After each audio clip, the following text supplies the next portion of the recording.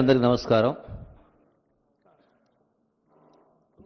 నిన్న కేటీఆర్ గారు సిట్ అంటే టెలిఫోన్ ట్యాపింగ్ సంబంధించిన అంశానికి సంబంధించి నోటీస్ ఇచ్చి పిలిచిన సందర్భంలో ఆ విచారణ అంతా బయటకు వచ్చిన తర్వాత కేటీఆర్ గారు రకరకాల ఆవేదన బాధన రకరకాల వ్యక్తం చేయడం జరిగింది.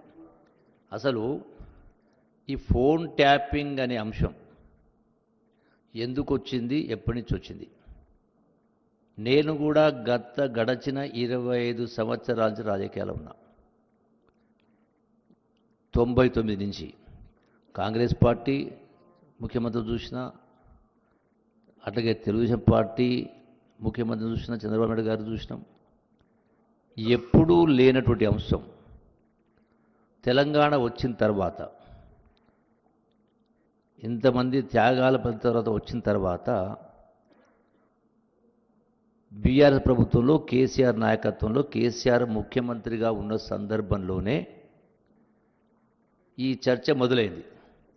ఈవెన్ కాంగ్రెస్ పార్టీ 2023లో అధికారంలోకి రాకముందుకే ఈ ఫోన్ ట్యాపింగ్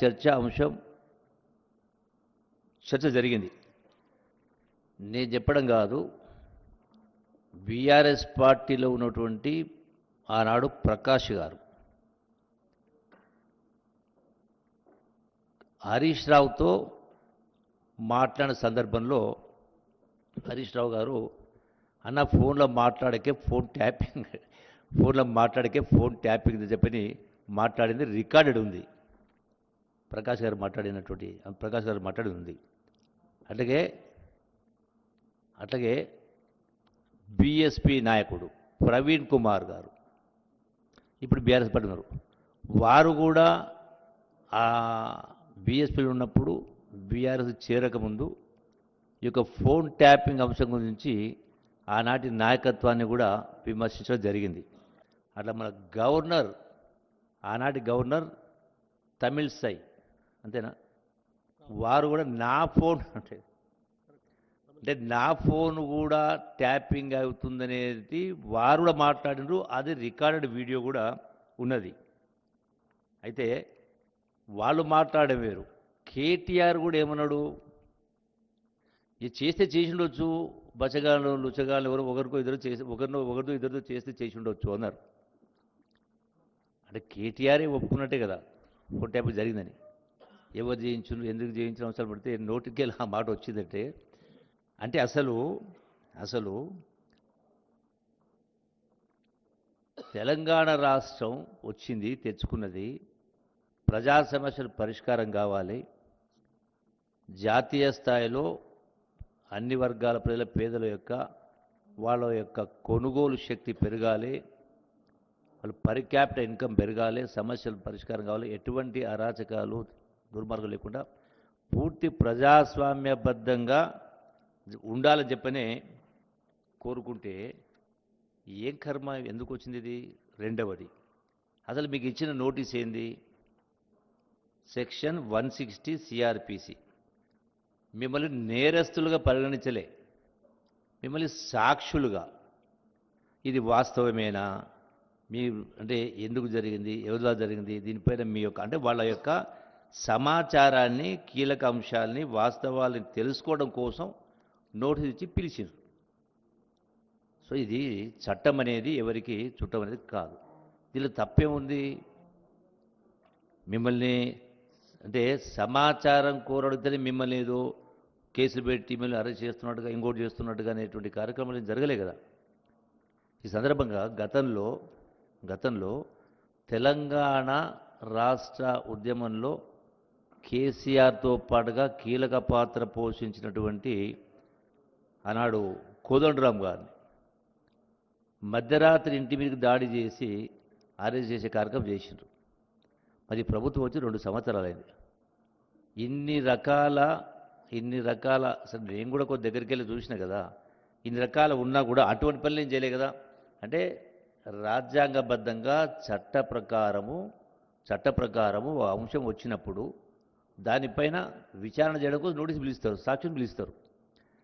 మరి నిజంగానే ఒకవేళ ఈ ఫోన్ ట్యాపింగ్ అంశంలో జరగలేదని మీరు అంటా ఉన్నారు, జరగకపోతే ఎందుకని మరి ఇంటెలిజెన్స్ ఉన్నటువంటి ఆ ప్రభాకర్ రావు గారు సుమారుగా ఐ థింక్ సుమారు 1.5-2 సంవత్సరాల పాటు మరి అందుబాటులో లేకుండా ఇతర దేశాల్లో ఉన్నారు. సుప్రీంకోర్టు ఆర్డర్ వచ్చిన తర్వాతనే రావడం జరిగింది.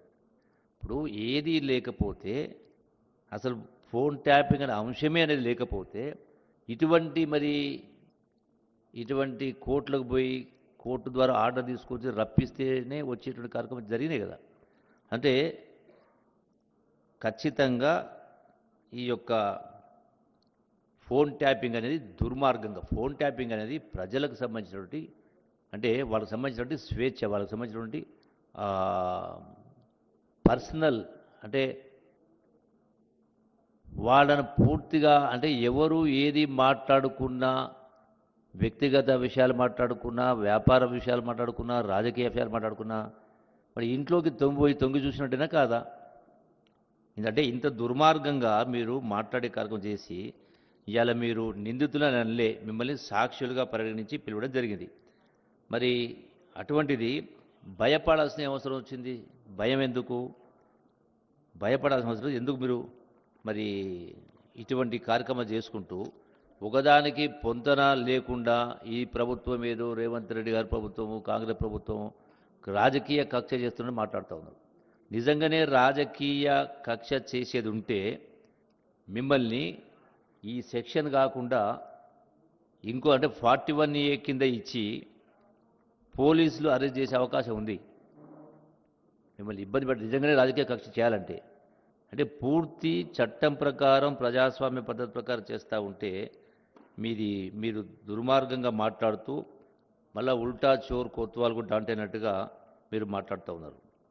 ఇందులో ఎవరు పాత్రదారులు, ఎవరు సూత్రధారులు తెలియాల్సిన అవసరం, తెలుసుకోవడం కోసం చేసే కార్యక్రమం. ఇంత జరిగిన తర్వాత కూడా ప్రభుత్వానికి పట్టనట్టుగా ఏమి జరగకుండా ఉంటే మళ్ళీ ఎవరు చేయాలి? ఇటువంటివి పునరావృతం కాకుండా ఉండాలంటే తప్పు ఎవరు చేసినా వాళ్ళకి శిక్ష పడాలనే కదా.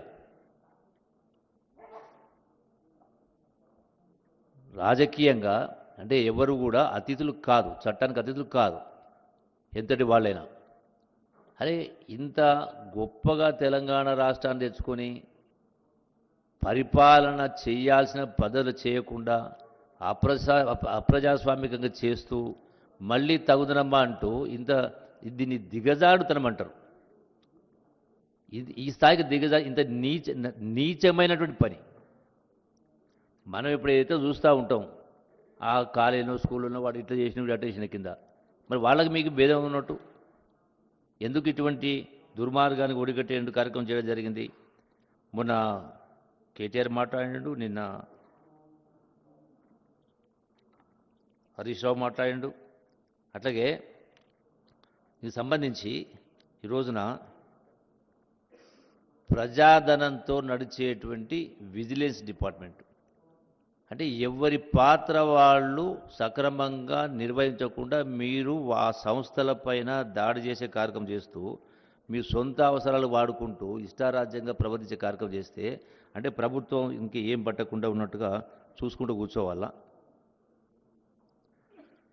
ఈరోజున మీరేదో కరెక్ట్గా పరిపాలన చేసినట్టుగా, ఈ ప్రభుత్వమే మీకు తప్పు చేసినట్టుగా, అంటే మీరు ఎన్ని చేసినా, ఏం చేసినా, ఎన్ని అవినీతి పనులు చేసినా, ఎన్ని అప్రజాస్వామిక వ్యవహారాలు చేసినా, ఫోన్ ట్యాపింగ్ చేసినా రకరకాలు ఉన్నాయి. అంటే మీరు ఏం చేసినా ప్రభుత్వం నిమ్మకు నీరెత్తినట్టుగా కూర్చోవాలా? ఎంక్వైరీ చేయొద్దా? దోషులను తేల్చొద్దా? డిపార్ట్మెంట్ పని ఎంక్వైరీకి ఆదేశించిండ్రు. సో దీనికేదో ఈ ప్రభుత్వం తప్పు చేసినట్టుగా, రాజకీయ కక్ష చేసినట్టుగా, ఏదో పార్టీల పైన వేటాడుతున్నట్టుగా మాట్లాడుతున్నారు. కాబట్టి మీరు నిజంగానే ఏ సంబంధం లేకపోతే నిర్దోషులైతే భయపడాల్సిన అవసరం లేదు. డెఫినెట్గా ఈ ఫోన్ ట్యాపింగ్ అంశమైనా ఏ అంశమైనా ఖచ్చితంగా ఎంక్వైరీ జరగాల్సిందే, విచారణ జరగాల్సిందే, బాధ్యులపైన చర్యలు తీసుకోవాల్సిందే. ఇటువంటి సంఘటనలు పునరావృతం కావద్దు, ఏ ప్రభుత్వాలు వచ్చినా ఎవరు వచ్చినా కూడా. ప్రజాస్వామ్యాన్ని కూలి చేసే కార్యక్రమం చేసుకుంటూ ఈ రోజున మీరు రకరకాల అక్రమాలు చేస్తూ మళ్ళీ తగుదనమనుకుంటూ మీరే మళ్ళీ దుర్మార్గంగా ఉల్టా చోర్ కోతోలు దండినట్టుగా మీరు మాట్లాడుతూ ఉంటే ఇది సరిపడదు. ఇన్ని సంవత్సరాలు మీరు మంత్రులుగా ఉండి ఈ స్థాయికి దిగజారే కార్యక్రమం అనేది చెల్లుబాటు కాదు. ఈ యొక్క విచారణ పూర్తి కావాల్సిందే. వాస్తవాలు తేలాలి. మిమ్మల్ని ఒక్కనే పిలవలే కదా, బీఆర్ఎస్ వాళ్ళు పిలిచిండ్రు, బీజేపీ వాళ్ళు పిలిచిండ్రు, కాంగ్రెస్ పిలిచిండ్రు, ఇంకెవరైనా పిలుస్తారు. అందరినీ పిలవాల్సిందే. ఈ యొక్క సిట్టు ఎంక్వైరీ పూర్తి కావాల్సిందే. ఎవరైనా దీనికి బాధ్యులెవరో ఆ బాధ్యులపైన చట్టపరంగా చర్యలు తీసుకోవాల్సిందే. ఖచ్చితంగా ఇదొకటే కాదు. ఇంతకుముందు మా డిప్యూటీ సీఎం గారు చెప్పినట్టుగా చాలా అంశాలు ఉన్నాయి. ఈనాడు